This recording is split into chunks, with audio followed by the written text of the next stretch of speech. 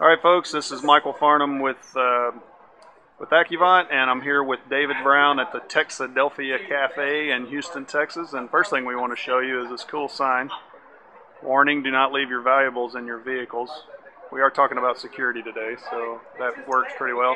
So David's here to talk about mobile platform security, and he wants to give us some advice on how to go about what to choose, that kind of thing. So hit it, David.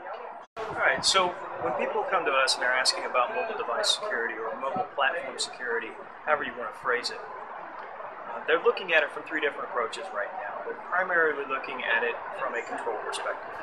We can either control the device, we can control the access the device has to our systems, or we can try to control our data.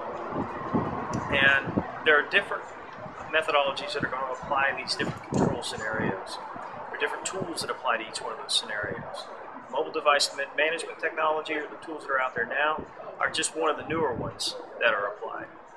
So one thing that we would like to stress is before you go out and immediately buy the first thing that catches your eye, take the time to understand the business's requirements. Take the time to understand what the use cases are, and develop those requirements into a list that you can then compare to the technologies. You don't want to buy a technology just because it's the latest and greatest. You don't want to buy it because independent research says it's the one you should have, or even buy it because it's got the most features and functionality to it. You want to buy a product that matches up with your particular requirements that are specific to your organization. Also, don't buy specifically on price. Price and value are not always one and the same.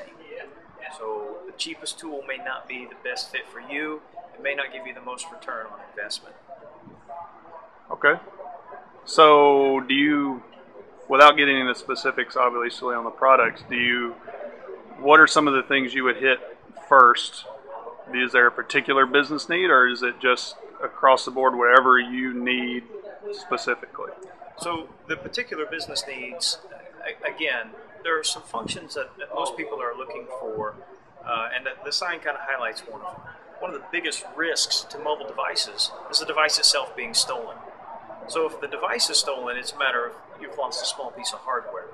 What we're really concerned about is what was contained in that device. What type of data did it have? Do we know the value of that data that was stolen with the device? How's that data protected?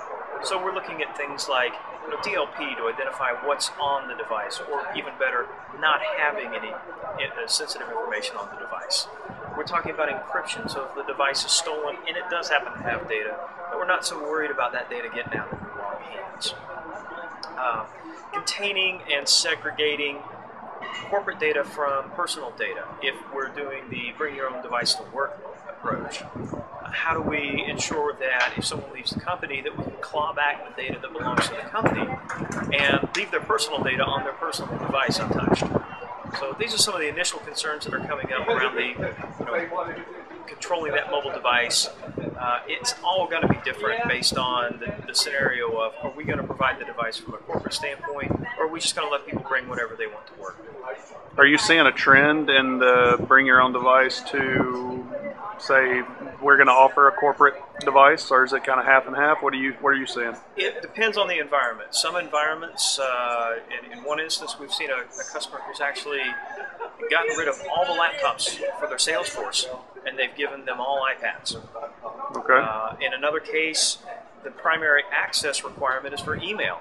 So it's a bring whatever device you'd like, and because there's so many new devices out there and so many different types of devices, they're just controlling the access to the email and then letting people bring whatever they want. So it's kind of a mix right now of who's going to invest in providing the devices.